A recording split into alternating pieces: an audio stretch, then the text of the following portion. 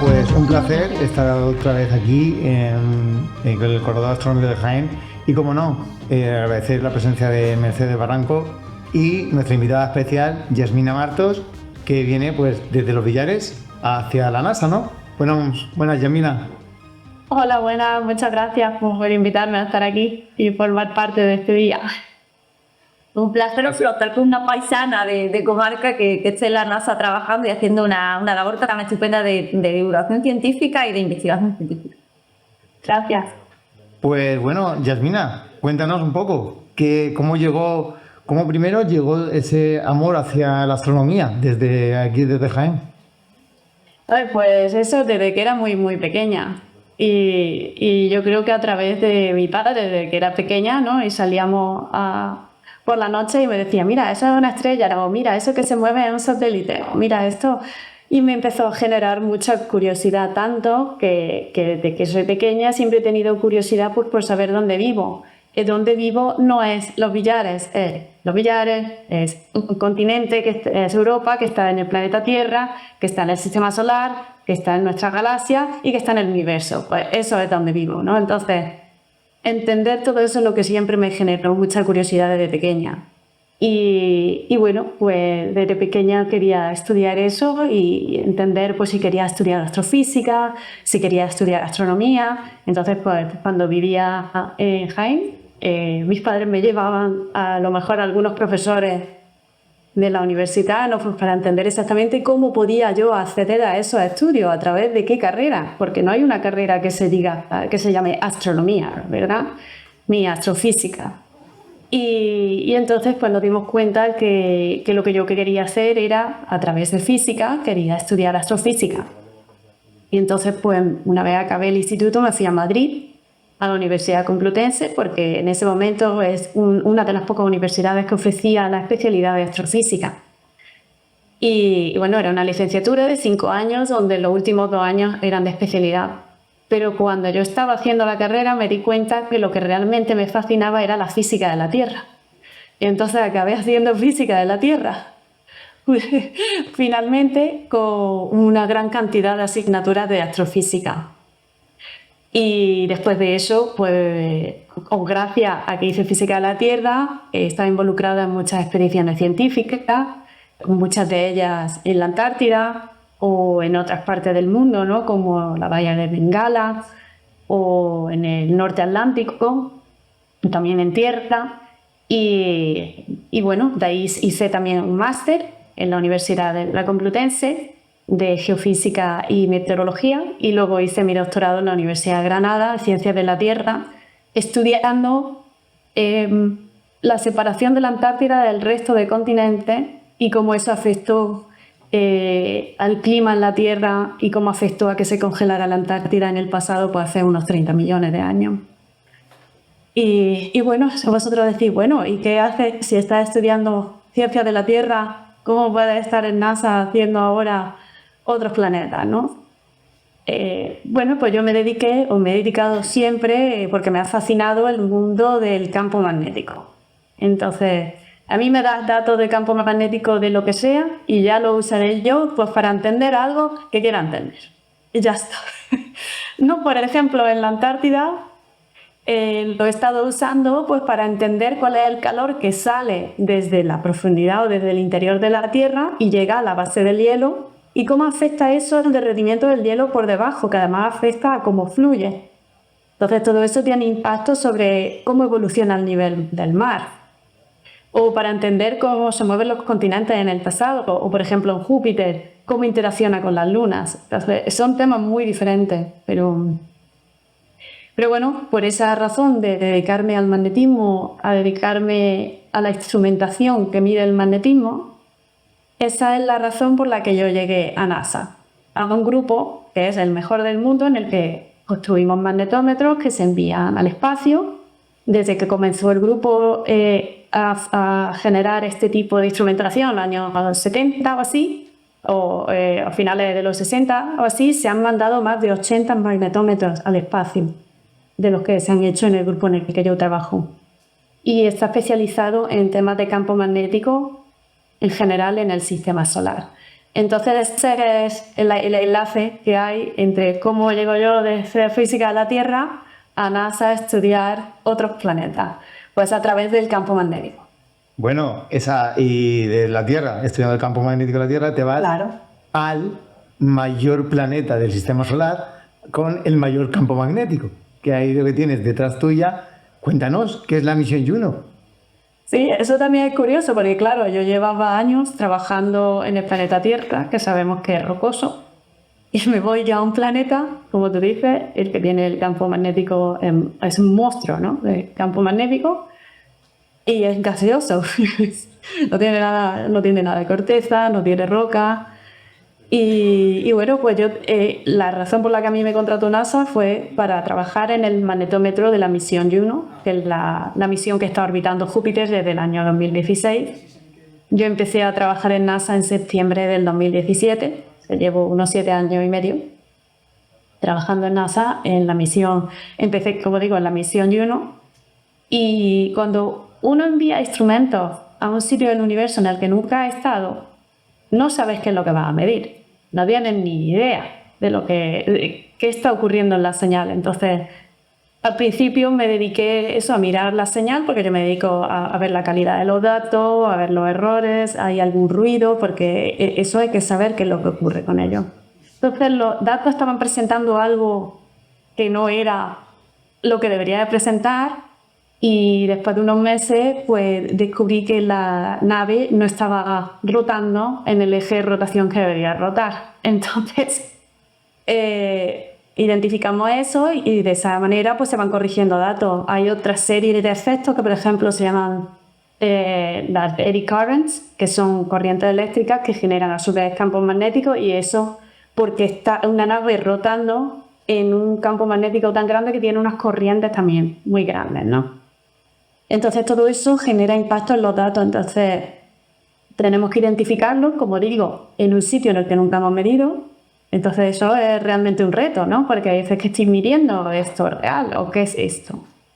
Y esa es una de mis funciones, es lo que llamamos programática, que tiene que ver con los datos. O sea, para que estén disponibles para la comunidad científica de una manera que sean buenos, que la gente puede confiar en ellos para hacer ciencia. Y en temas de ciencia, sobre todo trabajo en la interacción de las lunas con Júpiter y unas emisiones que hacen de radio, que son emisiones radiométricas, que ya se identificó la de Júpiter desde los años 70. Madre mía. O sea, es que es impresionante. O sea, cuando ya empezamos a hablar de otro mundo, como las 4 lunas de Júpiter o el propio Júpiter, se nos va la cabeza, porque desde mi punto de vista, cuando veo ese puntito solamente en el cielo nocturno y que signifique tanto, y que después cuando mandamos instrumentos para llegar a medir, que como bien dices, muy difícil medirlo y muy difícil calibrarlo desde tan lejos, y que también nos dé imágenes como las que tienes detrás tú, que fue uno de los grandes descubrimientos de la misión Juno. Esas preciosidad de los polos, en el polo norte y el polo sur de todas las tormentas, ¿no? Y lo que quiero decir es que la cámara, el JunoCam, ese instrumento, era algo que no estaba previsto en la misión y se añadió como para hacer divulgación científica. Entonces, todo el mundo que quiera, los datos de JunoCam no los procesamos los científicos de la misión, los procesa el público. O sea, vosotros, quien quiera, puede ahí ir a la página de JunoCam, descargarse los datos brutos y procesarlos. Y de esta manera, los ciudadanos también forman parte del equipo de Juno. Muchas gracias, Mira, muchas gracias. No lo sabía, y mira, qué importante saber de qué podemos hacer también como ciencia ciudadana. Sí, escucharte es una experiencia en sí súper interesante. Nosotros que somos de Jaén, ¿no? Cuando dicen en Jaén no hay nada, a partir de ahora vamos a decirle en Jaén no hay nada ni nada. Pues soy yo digo que desde el jardín de mi casa, con el telescopio de mi casa, desde que era estudiante, hemos observado Júpiter y sus lunas en los billares. Y más ahora, ¿no? Que tenemos el corredor astronómico de Jaén, que somos reservas Starlight desde el año 2014, a la que se están sumando las reservas Starlight de Sierra Mágina, Sierra de Segura y Sierra de Cazorla. Y bueno, ahora tenemos la oportunidad de crear un gran cinturón de protección del cielo oscuro, pero también tenemos la oportunidad magnífica de divulgación de la ciencia, en este caso de la astronomía, ¿no? Y bueno, tú eres un ejemplo de divulgadora de ciencia y de investigadora, y creo que a partir de ahora va a ser un referente en la comarca de la Sierra Sur de Jaén y en Jaén. Podemos mirarte y decir, bueno, se puede llegar muy lejos con muchas ganas, mucho esfuerzo y mucho conocimiento, ¿no? Me gustaría, le digo a la gente que tiene que ser curiosa y perseguir lo que quiere y no tener vergüenza. No hay que tener vergüenza. Está claro que Yamina, ¿nos puedes contar algo de las misiones que ha hecho a la Antártida? ¿Si hay algún dato que pueda ser curioso e interesante? Pues sí, la verdad, he estado en la Antártida 4 veces con proyectos de diferente tipo. La primera vez fue durante mi trabajo de máster, de investigación de máster, y fui con el Real Observatorio de la Armada, con el que he colaborado durante muchísimos años. Y fuimos a estudiar un lugar que se llama Isla Deception, que es un volcán que tiene un poco una forma de herradura.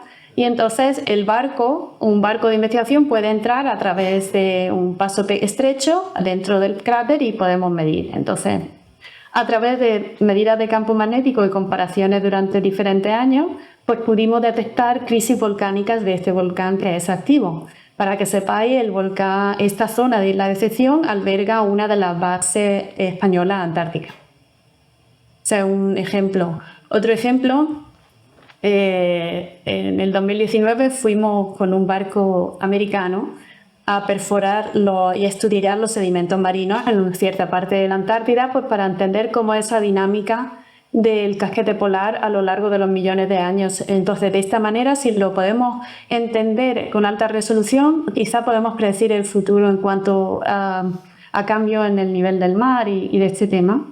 Entonces, esa es una parte relacionada con la ciencia de la Tierra, pero en esa expedición en concreto también tomamos una serie de medidas que dio lugar al descubrimiento del ADN preservado más antiguo que se ha detectado hasta ahora.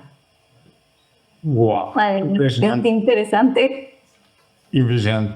Una preguntilla, Yasmina. Yo que nos dedicamos en este momento a hablar del corredor astronómico de Jaén y la importancia de conservar sus cielos, entre ellos el que tengo aquí detrás mía, una foto que pudimos sacar desde la empresa, ¿me podrías decir qué importancia tiene tener unos cielos oscuros para el poder dedicarte a lo que te has dedicado?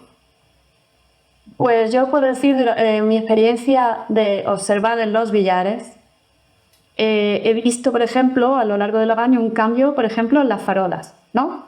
Eso ya es un cambio que ha mejorado la contaminación lumínica, pero como se han construido muchas más casas, hay muchísima más luz ahora que la que había en 2005. Y eso se nota.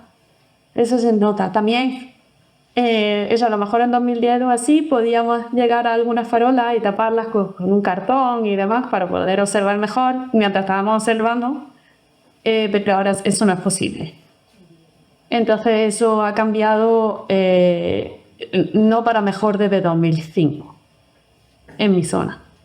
Claro, ahí es donde tenemos que trabajar para que en el corredor astronómico de Jaén, con la reserva Starlight, unos planes de mejora, que es lo que tiene el que vayamos poco a poco mejorando ese cielo nocturno para que todos y todas podamos tener unos cielos por los que te han llamado a ti la atención y por los que llegaste a donde has llegado.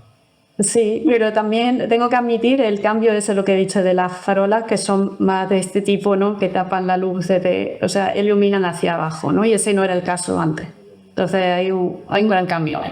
Sí, es cierto que se ha evolucionado bastante en materia de eficiencia energética y de reducción de la contaminación lumínica, y justo lo de la figura de protección de la reserva Starlight lleva asociado un plan de acción donde los municipios ahí tienen mucho que hacer. Es verdad que se ha avanzado mucho, se ha hecho mucho por mejorar la eficiencia, pero nos queda más, ¿no? Entonces, eso es lo bonito de este proyecto del corredor astronómico, que partimos de una situación que ya es buena, pero queremos una situación mucho mejor. Claro.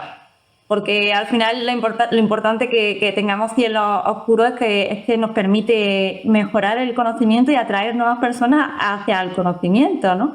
Eso es lo más importante. Claro, eso es lo fundamental, ¿no? Entonces, Yasmina, te agradecemos enormemente tu tiempo y sobre todo que nos hayas contado los proyectos en los que estás trabajando, que son muy interesantes para el conocimiento general, para la ciencia. Nosotros te damos las gracias desde el Corredor Astronómico de Jaén y desde los grupos de desarrollo por tu trabajo, por tu tiempo y por estar ahí. Y bueno, enhorabuena por el trabajo que estás haciendo. Se quedará para las siguientes generaciones, es lo importante. Muchas gracias. Vale, pues despedimos a Yasmina y despedimos la conexión con Estados Unidos. Muchas gracias y cuando quieras, todos los proyectos que estás más que invitada. Muchas gracias a vosotros.